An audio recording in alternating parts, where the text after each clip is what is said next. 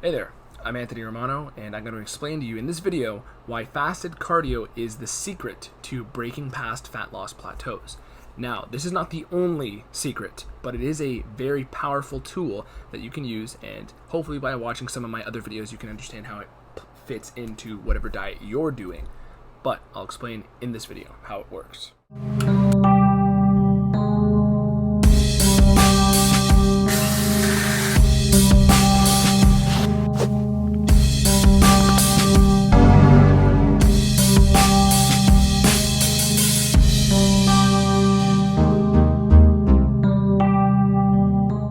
So, if you've heard people talk about fasted cardio, chances are they probably told you that, before you, once you wake up, first thing in the morning is when your body, really will use other fuels that you've already stored before it starts using the fuel that you've ate today.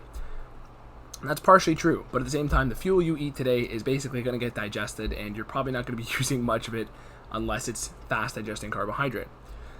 Now, most people will eat carbs in the daytime, and I don't know if you're one of the people who does avoid carbs, who watches my videos, or if you're one of the people who eats carbs and uses a lot of the other funky techniques I talk about.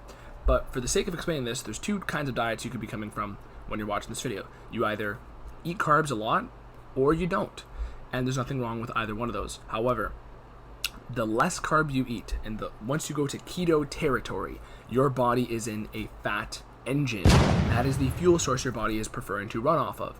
And when you fast or simply do cardio without, like first thing in the morning before eating food, your body is closer to a fat burning metabolism, because the way your body perceives fasted cardio is there's lower blood sugar than there normally is here. There's lower insulin going on because there's lower blood sugar, and because of that, your body takes a hormone called glucagon, which mobilizes fatty acids, okay? So basically it starts moving around the actual fat on your body and converting it into fuel and distributing it. So essentially, when you are doing fasted cardio, you're in a low insulin state because you are not eating food. Food triggers insulin, particularly carbohydrates. That is why I kind of was saying there's two kind of camps you fall into here, because if you're somebody who's already eating a keto diet, this is like you're already torching fat. But this is just an extra ability to step on the gas pedal because you're always in a lower insulin state unless you eat a, very high protein meal or whey protein. But you can download my free whey protein guide if you want to learn more about that. But when we're talking about people who are even still eating carbohydrates on a regular basis and they aren't doing any sort of keto strategies, if you start doing fasted cardio, your body does not have a blood sugar spike. And typically when you eat carbs, some of that glucose is going to go into your bloodstream because it's trying to be readily available. It's basically in your blood because it's wondering, is there any use for me? Like, where do I go? Okay? And if it doesn't have anywhere to go, or if you're not going to work out right then and there, it's going to go to your muscles and to your liver, depending on the type of carb it is. So essentially, it's temporarily in circulation if it has to be used, and then if it doesn't get used, it will just go into storage. Makes sense, right? Your body knows what it's doing. And if you eat a carb meal and then work out, you're basically going to use those carbs you just ate as fuel. Okay? Now, if you are fasted or you wake up first thing in the morning and you still ate carbs last night, you might still use some of the carbs that you have stored in your muscles as fuel, okay? Depending on the type of activity you do. If you do a lot of heavy lifting, you're going to use some glycogen in your muscles, right? Which is stored carb. Now, if you do running, you'll still use some glycogen. If you do any sort of moderate intensity or even low intensity activity, you're not going to use as much glycogen as high intensity would. So your body's going to use a slower burning fuel for that, aka fat. Now, don't get me wrong, you can still use fat for high intensity stuff. That's what keto people get wrong a lot, but they haven't been doing it as long as I have. I've been doing keto for 8 years. I've played high level sports on keto, bodybuilding on keto. There's far more to keto than people will give you, even if somebody enjoys doing keto. But the point here is, if you do some sort of activity fasted, your body's going to mobilize fuel because there's no blood sugar rise. There's no systemic circulation of carbs waiting eagerly to be used. Okay? And that is why your body will actually mobilize glucagon, which will then distribute those fatty acids and get them going into your bloodstream. Okay? So Once you have that in place, you will burn more body fat. That's a great way to break through plateaus, and it can add into a good diet already if you're already making good progress towards fat burn, if that's your goal.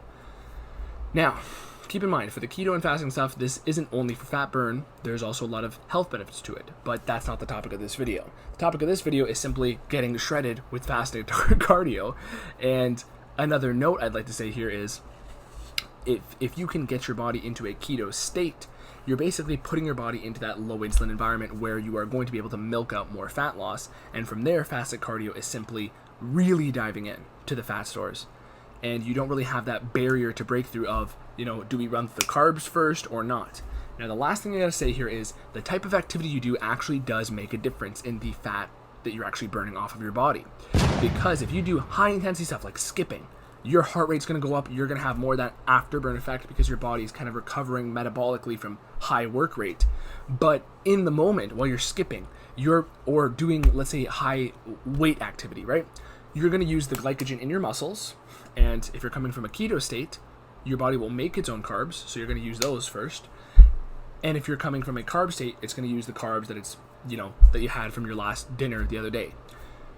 Now, running through your carbs at first is still going to be metabolically demanding, and you're going to, burn a lot of calories that way, and then later on your body will, dive into fat stores throughout the rest of the fast before you eat. But if you were to do low intensity, you'll actually burn more fat.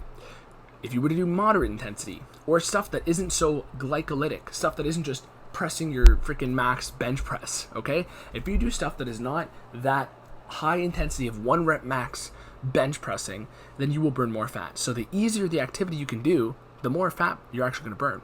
Why is that? Because like I said, fat is a slower burning energy source. It is not inferior in any way. In fact, it's about 5 calories more superior than carb. Okay, so think about that. It's more than double the fuel source that carbohydrates are, and it can burn longer. It's like firewood, and carbs are like a little bit of, sparking gasoline a little bit that you pour a little bit on.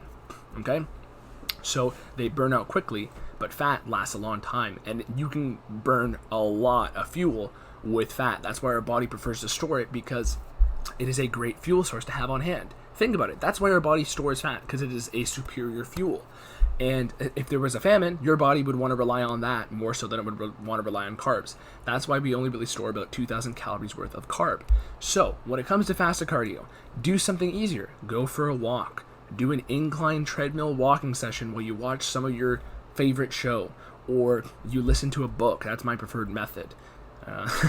And it's very useful that way, actually. It compounds the benefits because you use your time wisely as well. But you can do something light like that, and your body won't feel triggered to mobilize glucose. It won't think, oh shit, we got to use this, 30 calories worth of glycogen in my muscle.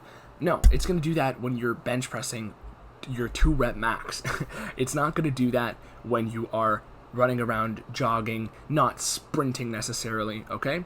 Now granted, you'll still burn some extra fat if you do decide to sprint, okay? I'm not saying you're not going to burn any fat that way. I'm just saying it's better for you in terms of a pure fat burning context if you do something easier, and lifestyle balance wise, it's also more practical. So that is the video on fasted cardio as an enhanced fat burning tool to push through your plateaus, because it really is a secret to torching extra body fat and getting shredded. Now granted, it's not the only way, it's not the only tool, but it's something that you could add into your life on a practical level. And there's other tactics that you can use. There's carb backloading, there's fat fasting. I have other videos on those topics. I highly recommend ketogenic dieting as the primary tool you look to, because it is the most powerful, and I've used that method with so many people for a variety of issues, not simply just fat loss. Okay, a lot of it is for mental optimization, a lot of it's for sports performance optimization. Okay, and when it comes to fat burning, fasted cardio is a great tool you can use if you don't want to use any of those other tools. So that is it for this video. Leave me some comments and type in your other questions on the YouTube search bar, plus my name, because chances are I probably already answered them. And if you want to work together, go to my website. If you want to see my programs, go to my website. If you want some of the free guides I've made or some of the merchandise I sell, go to my website. Thank you. I'm Anthony Romano. Peace.